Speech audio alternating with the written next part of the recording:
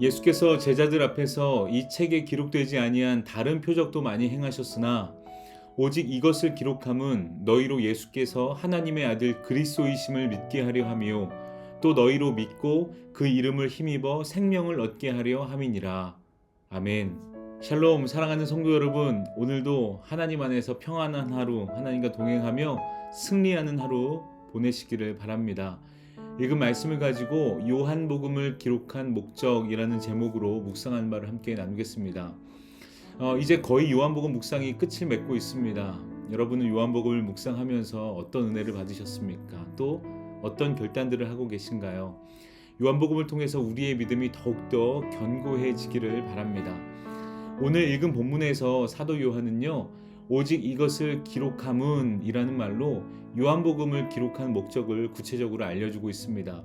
그 목적을 크게 두 가지로 나누면요, 첫 번째는 예수님이 하나님의 아들 그리스도이심을, 메시아이심을 믿게 하려는 것이고요, 둘째는 그 이름을 힘입어 생명을 얻게 하려 함입니다.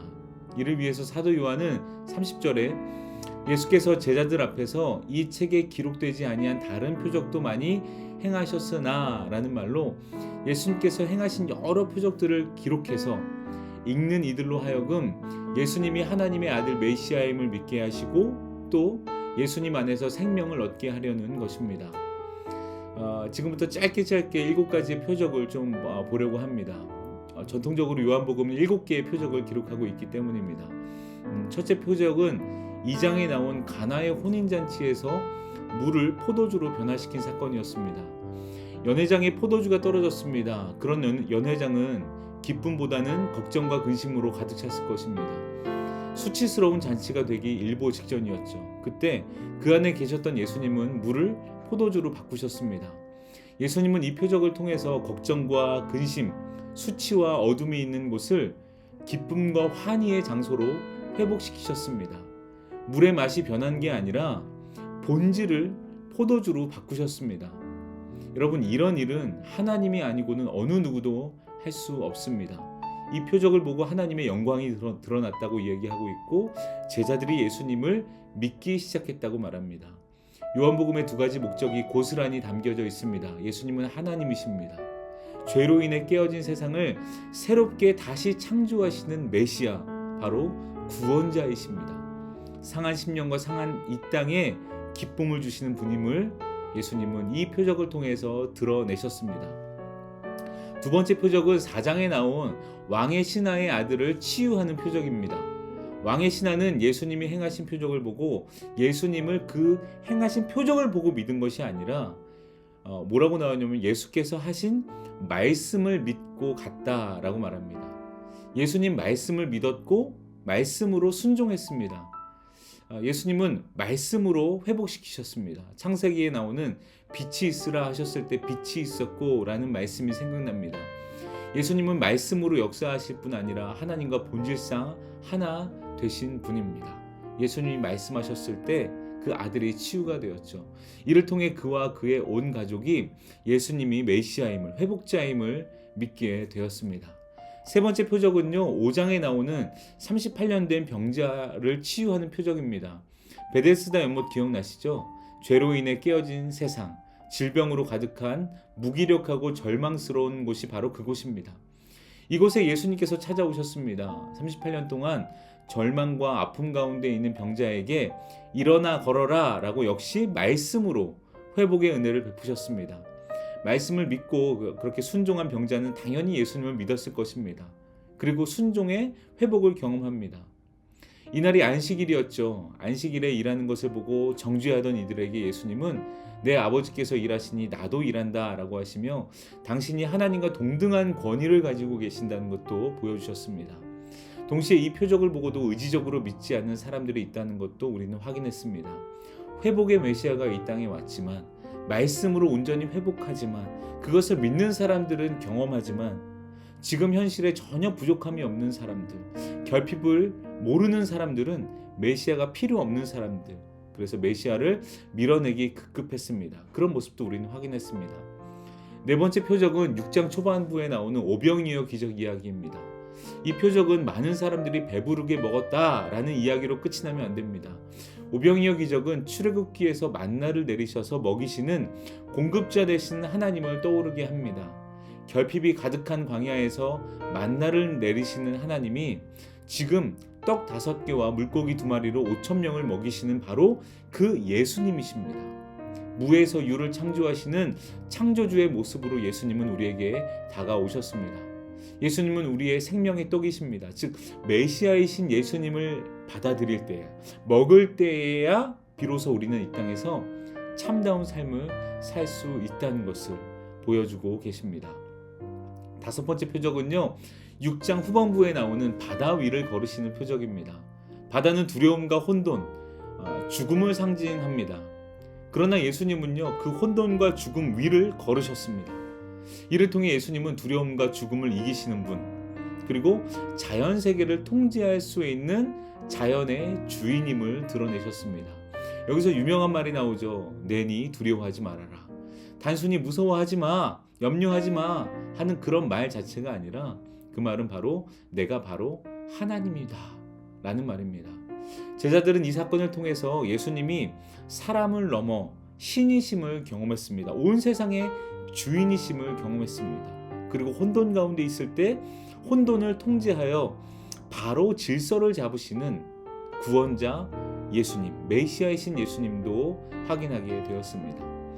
6번째 표적은요, 9장에 나온 날 때부터 앞을 보지 못한 사람을 다시 보게 하는 그런 표적입니다. 역시 죄로 인해 깨어진 이 세상, 질병과 고통이 가득한 세상에 빛으로 오신 예수님을 드러내신 사건이죠. 흙으로 사람을 빚으셨듯이 흙을 빚어 앞을 보지 못하는 사람의 눈에 바르게 하시고 또 실로암에 가서 씻게 하십니다. 그러니까 다시 새롭게 창조하시는 거죠. 새 창조의 주님을 보여주셨습니다. 예수님 안에 있으면 모든 것이 새롭게 되는 줄 믿습니다. 다 온전케 됩니다. 이를 통해 회복된 사람은 처음에는 예수님을 선지자라고 설명했다가 점점 시간이 가면서 하나님께로부터 오신 분입니다. 아니요, 내가 주님, 당신을 믿습니다 라는 고백까지 이어지게 됩니다. 그러니까 우리도 이런 고백이 있었으면 좋겠습니다. 있는 줄 믿습니다. 마지막 7번째 표적입니다. 11장에 나온 죽은 나사로를 살리신 사건입니다. 나사로가 죽은 지 4일이나 지나서 썩어서 냄새가 나고 있습니다. 이런 시체를 보고 어느 누가 소망이 있다고 말할 수 있겠습니까? 사실 이 땅에는 영원한 기쁨도 온전한 소망도 없습니다. 나사로가 그것을 보여준 것 같습니다. 하지만 그 절망 앞에서, 소망 없음 앞에서 예수님은 말씀하십니다. 나는 부활이요 생명이니. 그리고 이어서 나사로야 나오너라 라고 말씀하시죠. 이 말씀 앞에 죽었던 나사로가 다시 살아났습니다. 부활과 생명의 주인이신 예수님께서 그를 살리신 것입니다. 이 사건을 통해 죽은 후에야 부활이 올 거라고 믿었던 마르다는 이제 깨닫습니다. 예수님 안에 지금 생명이 있고 그분이야말로 세상을 온전하게 회복하러 오신 메시아임을 고백하게 된 것입니다. 다시 말씀드리면요, 요한복음의 저자는 물론 훨씬 더 많은 이야기가 있지만 이 7가지 표적을 통해서 오늘 우리가 예수님이 하나님의 아들 메시아, 나를 구원하시는, 온 세상을 구원하시는 메시아임을 믿고 진짜 생명이신 예수님을 얻게 하기 위해 이 요한복음을 기록했다는 것입니다. 깨어진 세상 속에서 이런 예수님을 만나 누리고 동행한다면 지금 이 순간 이 자리에서 하나님 나라를 살아갈 수 있고 영원한 하나님 나라를 소망하며 결국에는 그 땅에, 그 나라에 입성하게 된다는 것입니다. 사랑하는 여러분, 요한복음은 단순히 예수님의 이야기를 들려주는 책이 아닙니다. 이 책은 우리로 하여금 예수님을 믿고 그 믿음으로 생명을 얻도록 초대하는 하나님의 말씀인 줄 믿습니다. 우리는 7가지 표적을 통해서 분명히 보았습니다. 예수님은 단순한 선생이나 선지자가 아닙니다. 메시아이십니다. 하나님이십니다. 창조주이시며 생명 그 자체이십니다. 주인이십니다. 여러분, 그 예수님께서 오늘 우리의 삶 가운데 계속 말씀으로 찾아오고 계신 줄 믿습니다. 그리고 말씀하십니다. 내가 너의 온전한 기쁨이다. 내가 너의 모든 것을 치유한다. 내가 너의 공급자다. 내가 너의 두려움을 잠재운다. 내가 너의 눈을 열어준다. 죽음 앞에서 두려워하지 마라. 내가 너의 생명이다 라고 말씀하고 있습니다. 우리가 살아가고 있는 현실, 그 현장 속에서요, 여러분 이 말씀으로 다가오시는 예수님을 믿으시기를 바랍니다. 받아들이시기를 바랍니다.